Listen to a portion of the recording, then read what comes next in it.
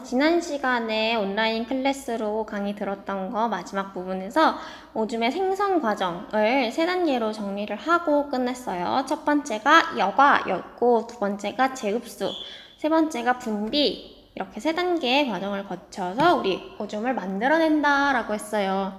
그 중에 첫 번째 과정인 여과를 먼저 볼 건데요. 여과는 거르는 거라고 생각을 하면 돼요. 우리 거름종이에 무언가 거르는 것처럼 이 여과는 크기가 작은 물질을 아래로 걸러내 주는 건데요. 어디서 어디냐면 사구체, 그때 말했던 모세혈관의 실뭉치 사구체에서 보먼주머니로 이동하는 현상을 뭐라고 한다? 여과라고 한다. 그래서 여과되는 물질과 여과되지 않는 물질을 이 PPT로 볼 건데요.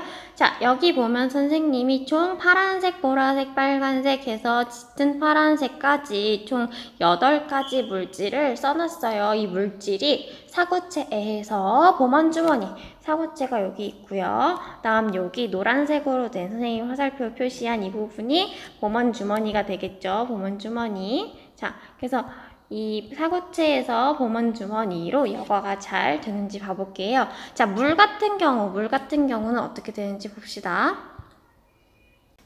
자, 물 같은 경우는 H2O라고 하죠. 되게 작은 분자예요. 그래서 아래로 작은 분자니까 내려가고요. 그 다음 포도당이나 아미노산 같은 경우에는 우리 각각 녹말과 단백질이 최종 분해된 산물이죠. 아주 작은 단위예요. 마찬가지 걸러지고요. 암모니아가 간에서 요소로 바뀐다고 했어요. 이 요소도 마찬가지 작은 물질이에요. 그래서 아래로 내려가요. 여과돼요. 무기염류는 칼슘, 칼륨 이런 그냥 K, CA 이런 하나의 그냥 원소 단위, 원자 단위의 그런 것들이에요. 그러다 보니까 매우 작기 때문에 여과되고요. 방금 봤던 단백질, 혈구, 지방 같은 것들은 우리 지방이 최종 분해가 되고 나면은 모노글리세리드와 지방산 이렇게 분해가 되죠. 그렇게 작은 단위가 아닌 그냥 지방이야. 그러니까 그 지방은 여과되지 않고요. 단백질, 저번에 단백질이 여과가 돼서 오줌에 단백질이 있게 되면 단백뇨라는 그런 병이 걸린 것이다 라고 했었죠. 단백질도 크기가 커. 단백질은 크기가 크기 때문에 여과되지 않아요. 여과되지 않고 그냥 지나가요. 단백질이 분해된 최종 분해 산물인 단백질의 기본 단위인 아미노산은 여과가 돼서 아래 보먼주머니로 내려갔었죠. 그리고 마지막 혈구는 우리 적혈구, 백혈구 같은 혈액의 성분이죠. 이 피가 오줌 속에 나오면 혈뇨라고 했어요. 그래서 이 피도 마찬가지 오줌 속에 들어가면 안 된다. 크기가 너무너무 큰 아이니까 여과되지 않고 그냥 지나쳐 간다.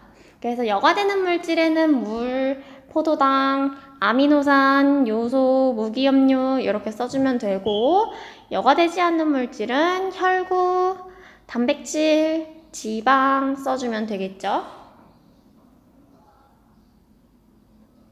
지금 쓰세요. 보면서 아래 밑에 있는 이 5개는 여과가 되는 물질이고요. 그 다음에 위에 있는 이 3가지는 여과가 되지 않는 물질이에요. 여기 있는 가장 파란색 부분은 지방.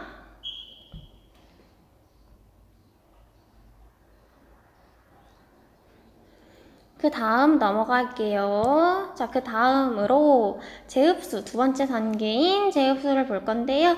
재흡수는 어디에서 어디였냐면 세뇨관에서 모세혈관이라 그랬어요. 무조건 혈관 입장에서 생각하라 라고 했죠. 혈관 입장에서 흡수니까 혈관이 흡수해야 돼. 그러니까 혈관으로 들어와야겠죠. 그래서 세뇨관에서 모세혈관으로 이동하는 이 과정의 이름을 재흡수라고 한다. 근데 어떤 것들을 흡수하냐?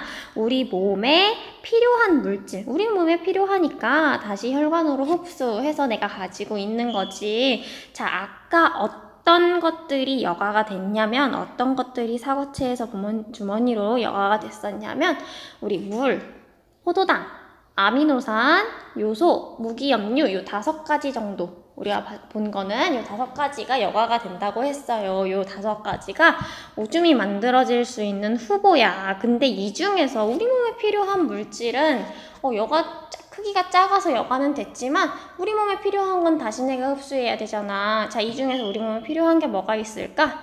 우리가 열심히 소화시킨 이 포도당, 보라색 포도당, 그리고 빨간색 아미노산 같은 경우에는 이렇게 재흡수가 일어나요. 우리가 몸에 필요하기 때문에 열심히 먹어가지고 소화까지 열심히 시켜놓고 다 버리면 안 되잖아. 우리 몸에 필요한 영양소잖아. 그러니까 포도당 아미노산은 다 100% 재흡수가 되고요. 물 같은 경우에는 거의 대부분이 재흡수가 돼요. 99%. 선생님이 밑에 괄호하고 써놨죠? 99%가 재흡수가 되고요. 방금 봤던 노란색 요소 같은 경우에는 2개 있었죠. 2개. 어떻게 있었냐면 다시 보자.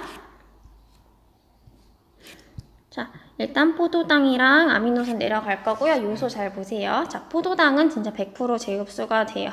그래서 100% 모세혈관으로 재흡수가 되고요. 아미노산도 마찬가지 재흡수 되는 거 보이죠? 그 다음에 요소 같은 경우에는 어떻게 되는지 볼 건데요. 그 전에 물은 사실 1% 정도 남아있어요. 99% 재흡수. 근데 거의 다 재흡수돼서 요거 하나 있는데요. 요소 같은 경우에 하나는 재흡수, 하나는 그대로 쭉 가죠. 그래서 요소 같은 경우에는 50% 정도는 다시 재흡수를 하지만 50% 정도는 내보낸다. 여기까지 정리를 할게요. 그래서 거기 빈칸에 모두 재흡수되는 물질 뭐 써주면 돼? 우리가 먹어서 열심히 소화시켰던 포도당과 아미노산 써주면 되겠죠? 포도당, 아미노산. 그리고 대부분 재흡수되는 물질에 보면 물 있죠. 물은 99% 재흡수가 되고요. Na+는 우리 여과된 물질 5가지, 물, 포도당, 아미노산, 요소, 무기염류 이 5가지 중에 어디에 속할까? 무기염류에 속해요. 무기염류. 그래서 이 무기염류 같은 경우에도 99% 재흡수가 된다라고 보고요. 다음에 일부 재흡수가 되는 물질은 요소는 반 정도만 재흡수가 된다. 그리고 반은 오줌으로 내보낸다. 자, 그렇다면 그 밑에 화살표 여과액에서 보다 오줌에서 요소의 농도가 더 어떻다? 계산을 해보자. 자, 여과액은 뭐냐면 자, 여과돼서 걸러졌어. 여과돼서 이렇게 여과가 딱 된 그 물질을 여과액이라고 해. 여과가 된 액체, 여과액. 자, 이 여과액에서보다 그다음에 이런 재흡수 과정 뭐 이런 걸 거치고 분비 과정을 거치고 만들어지는 이 오줌에서 요소의 농도가 더 높을지 낮을지를 생각을 해보는 건데, 자, 이렇게 재흡수와 분비를 거치면서 물은 얼만큼 남았어? 처음에 100만큼 물이 있었다면 나중에 오줌에서는 물이 얼만큼 남지? 99% 재흡수를 하고 나니까 1만큼밖에 안 남지. 1만큼 남죠? 근데 요소는 처음에 100만큼 있었으면 나중에 얼만큼 남아? 요소는?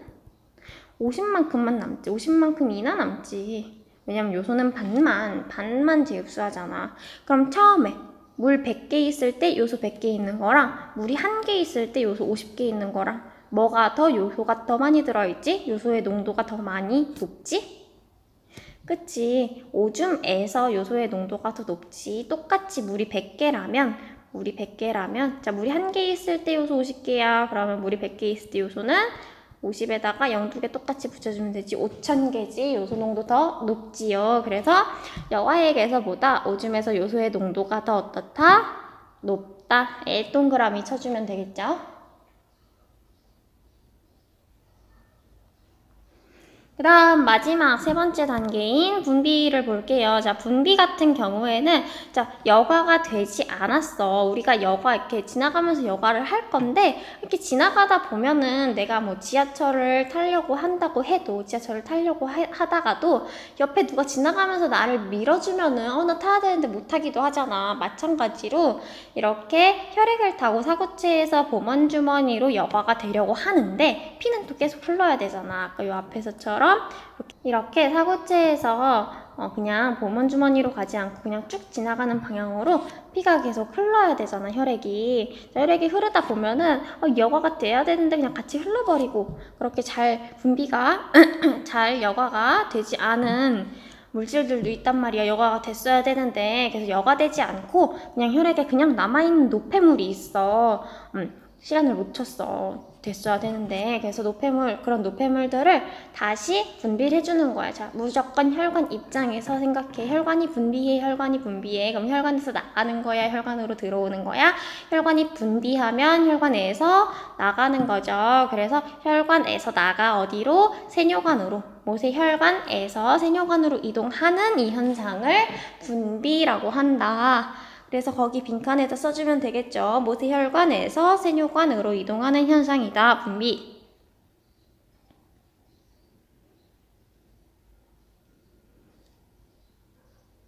그래서 이 분비되는 물질, 분비는 어떤 물질이 되고 이런 거는 우리 교육과정에서 빠져서 보지 않고요. 거기 밑에 보면 선생님이 두 가지 그림을 실어놨어요. 여기 PPT의 위쪽에 있는 그림이 여러분 프린트 왼쪽 그림이고요. 아래쪽에 있는 그림이 오른쪽 그림이에요. 여러분 거는 흑백으로 그 인쇄가 됐기 때문에 조금 구분이 잘 안 될 수도 있어요. 조금 진하고 연하고 이걸 구분은 할 수 있는데 어려울 수 있으니까 지금 이 그림 보면서 물 같은 경우엔 파란색 선으로 되어 있다고 여기 나와 있죠. 파란색으로 똑같이 파란색 아니어도 빨간색이어도 이렇게 특정한 색으로 이렇게 선 따라서 그어주고 그게 물이다. 또 다른 색으로 다른 선 보라색 선 따라 그려주고 요게 포도당이다. 체크를 해보세요.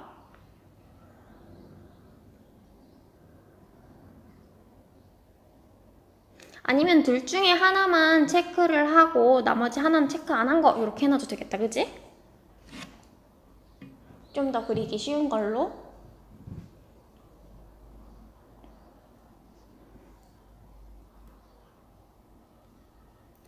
자, 그 다음 그래서 보면은요. 자, 우리 아까 맨 처음에 봤던 그 8가지의 물질을 볼 건데요. 자, 보면은 물 같은 경우에는 어떻게 됐어요? 여과가 됐었어요. 그리고 포도당 같은 경우에 여과 됐어? 크기 작아서 여과 된다고 했지. 아미노산도 마찬가지 최종 분해 산물이었어. 그러니까 여과 됐고요. 그 다음에 요소 같은 경우에도 여과가 된다고 했고요. 그 다음 무기염류 K+, Na+ 같은 그런 이온들 여과가 된다고 했어요. 그 다음에 마지막 단백질은 크기가 커서 안 되고요. 그 다음 진짜 마지막 혈구 같은 경우에도 크기가 커서 안 된다. 그 다음 이거 말고 원래 진한 파란색이 하나 더 있었는데 그거 지방이었죠. 지방은 여과가 된다 안 된다? 안 된다. 크기가 커서 안 된다 라고 했었죠. 그래서 요렇게 건강한 사람이라면 요러한 과정을 거친다. 요런 여과를 거친다. 요런 물질에 여과 되고 안 되고 그러니까 요러한 형식을 띈다. 그래서 건강한 사람의 오줌에는 뭐가 들어가 있다? 물, 요소, 무기염류 등이 포함되어 있다는 여과, 포도당, 아미노산 했잖아요. 근데 왜 안 써줘요? 아까 얘기했죠. 포도당, 아미노산은 어떻게 된다? 모두 다 재흡수가 된다. 100% 재흡수가 된다. 그래서 오줌에는 포함되지 않는다 라고 했었어요. 그래서 건강한 사람의 오줌에는 요거 3개 물, 요소, 무기염류 요게 포함이 된다. 자, 여기까지 하면 배설이 다 끝나고요. 그 밑에 3번 소화순환 호흡 배설의 작용 있죠.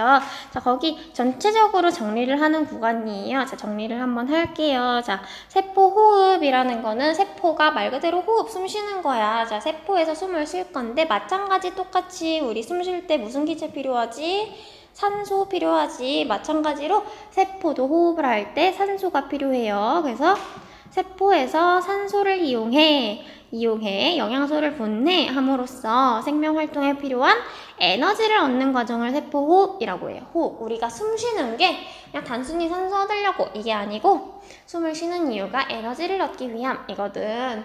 마찬가지 세포도 호흡, 숨을 쉬는 이유가 에너지를 얻기 위함이에요. 에너지를 얻는 과정. 그래서 세포 호흡에 산소와 영양소가 이용이 되고 산소를 가지고 영양소를 분해해요. 그리고 우리 세포 호흡의 결과 뭐 만들어진다고 했지? 첫 번째 물, 그 다음 두 번째 이산화탄소, 세 번째 암모니아라는 이 3가지의 대표적인 노폐물이 만들어진다라고 했었죠. 차례대로 써주면 되고요. 그 다음에 여러분 암모니아가 만들어지는 거지 요소가 만들어지는 건 아니야. 암모니아가 만들어지고 간에서 요소로 바뀌는 거지. 애초에 만들어지는 건 암모니아. 헷갈릴까봐. 자, 그 다음에 두 번째, 세포 호흡 결과 방출된 에너지는 거기 써있듯이 체온 유지, 소리 내기, 근육 수축, 물질 합성, 생장 물질 운반 등등등등 그냥 여러분이 하고 있는 대부분의 생명 활동에 이용이 된다. 심장이 쿵쿵쿵 뛰는 것도 다 여기 에너지로 쓰이겠죠. 자, 그리고 소화순환, 호흡, 배설의 작용 보면, 자, 소화순환, 호흡, 배설이 조화롭게 일어나야 우리가 건강한 생명 유지가 가능하다라고 되어 있죠. 뭐든 다 잘 일어나야지 뭐 하나라도 고장나서 잘 되지 않으면 우리 어디 아파서 병원 가게 되지. 소화가 안 되면 내과, 순환이 안 되면 뭐 신경외과 뭐 이런 데로 다 가게 돼 있죠. 심장외과, 호흡이 안 되면 뭐 이비인후과 뭐 이런 데로. 그래서 다 잘 일어나야 된다. 그리고 마지막 세 번째 우리 빈칸 넣으면서 해봅시다. 자, 세포 호흡에 필요한 산소는 자, 어떤 기관계를 통해서 들어올까? 산소는 어떤 기관계? 호흡계를 통해 들어오고요. 영양소, 영양분, 영양소는 어느 계? 어떤 기관계? 그치? 소화계를 통해 각각 몸 안으로 들어온 후 그 다음에 어디를 통해 온몸의 조직세포로 운반돼? 운반을 담당하는 기관계 어디야? 그치, 순환계를 통해 온몸의 조직세포로 운반된다. 조직세포에서 세포 호흡이 일어난 결과 만들어지는 어떤 거? 이산화탄소는 세포 호흡하면은 산소 마시고 이산화탄소 내뱉죠? 이산화탄소는 어떤 계를 통해 운반되지? 어떤 게 운반 담당 어떤 게? 순환계를 통해서 자, 이산화탄소 몸 밖으로 나가려면 어떤 계 가야 돼? 어떤 기관계로 가야지 우리 몸 밖으로 나가지? 그치, 호흡계로 운반되고 그리고 물과 요소는 뭐를 통해 뭐뭐로 운반되었는데 자, 물과 요소 마찬가지 이 물과 요소를 운반해주는 역할, 운반을 담당하는 기관계 어디? 순환계를 통해서 어디로 운반돼? 물과 요소 어디를 통해 둘이 동시에 나갈 수 있는 기관계는 어디야? 그치, 배설계로 운반되어 몸 밖으로 나간다.